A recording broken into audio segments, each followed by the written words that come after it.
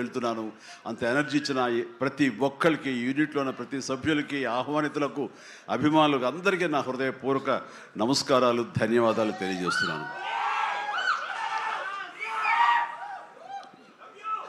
ఏంటి ఫంక్షన్ ఉందా? ఎవరు హీరో? లైలా, మన విశ్వక్షన్ ఫంక్షన్కి వెళ్తున్నావా? ఎందుకు వెళ్ళకూడదు? అతను మన మనిషి కాదు, అవతల బాలకృష్ణ. అప్పుడప్పుడు తారక్ అంటాడు అని. అంటే మనుషులు అన్నాక వేరే వాళ్ళ మీద అభిమానం, ప్రేమ ఉండకూడదా? నా మీద ఆప్యాయత ఉండకూడదా? ఇదేంటిది? మా ఇంట్లోనే మా అబ్బాయి సూర్య అంటే చాలా ఇష్టం. అంత మాత్రం చేత వాడి ఫంక్షన్ వెళ్ళకూడదా? వాడితో కలిసి భోజనం చేయకూడదా? వాడితో ఉండకూడదా? అలాగే మరి మూర్తి గారు అడిగారా, నాగేంద్ర అడిగారా, ఎవరు అడిగారో తెలియదు. కానీ అక్కడ ఉన్నారు, వెళ్ళిపోయారు మూర్తి గారు. తెలియదు కానీ నేను ఆ క్లిప్ చూశాను, వాయిస్ గుర్తు లేదు. మీరు బాలకృష్ణ కాంపౌండ్ కదా విశ్వక్సేన్, ఇప్పుడు మెగా కాంపౌండ్ నుంచి ఆయన ఎలా వచ్చారు అని చాలా చక్కగా సమాధానం చెప్పాడు. మా ఇంటికి కాంపౌండ్ ఉంది కానీ ఫిలిం ఇండస్ట్రీ కాంపౌండ్ లేదని. I appreciate. నిజమే, ఇక్కడ గిరుకు ఇసుకుని ఎప్పటికప్పుడు ఏ హీరోలుగా హీరోలా ఉండే రోజులు నిజంగా ఉన్నాయి, లేకపోలేదు. షూటింగ్ల వరకే. ఆ తర్వాత వాళ్ళు ఎవరి ఇళ్ళకి వాళ్ళు వెళ్ళిపోతారు, ఎవరి ప్రోగ్రాం వాళ్ళు చూసుకుంటారు. అలాంటి రోజుల్లో నేను ఉన్నాను. వాళ్ళు అలా ఉండటం మూలంగా వాళ్ళ మధ్య సఖ్యత ఉండదేమో, వాళ్ళ మధ్య ఒక విభేదాలు ఉంటాయేమో అనే ఒక రకమైన భ్రమలో ఇక్కడ అభిమానులు కొట్టుకుని చచ్చేవాళ్ళు. ఆ వాల్ పోస్టులు చింపుకునేవాళ్ళు. నెల్లూరులో మా కజిన్స్ ఉండేవాళ్ళు, వాళ్ళిద్దరు సొంత అన్నతమ్ములు. కానీ వాళ్ళు రామారావు గారిని, ఒకళ్ళు నాగేశ్వరరావు గారిని ప్రేమించేవాళ్ళు, ఇష్టపడేవాళ్ళు, అభిమానించేవాళ్ళు.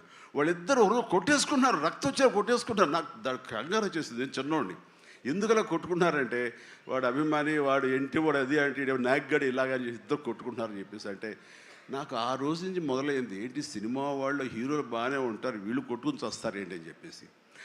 నేను ఫిలిం యాక్టర్ని అయిన తర్వాత హీరోల మధ్య ఒక సఖ్యత, సహృద్భావ వాతావరణం అది ఉండాలి, ఏర్పాటు చేయాలని బలంగా నాకు ఏర్పడటానికి ఆల్రెడీ అదొక ఇన్సిడెంట్. అందుకనే మెడ్రాస్లో హనీ హౌస్ అని అప్పట్లో ఉండే జర్నలిస్టులకు తెలిసే ఉంటుంది. ఆ హనీ హౌస్ ఏంటంటే 1 acre ల్యాండ్లో ఉంటుంది.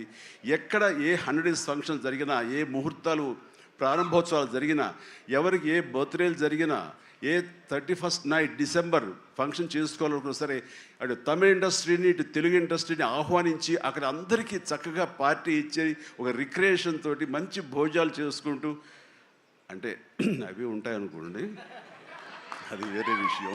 సో వీటితోటి మనుషుల్లో ఉండే అరమరికలు కానివ్వండి, పొరపచ్చలు కానివ్వండి, ఇవన్నీ కూడా సమసిపోయి ఎంతో హాయిగా ఉంటారు.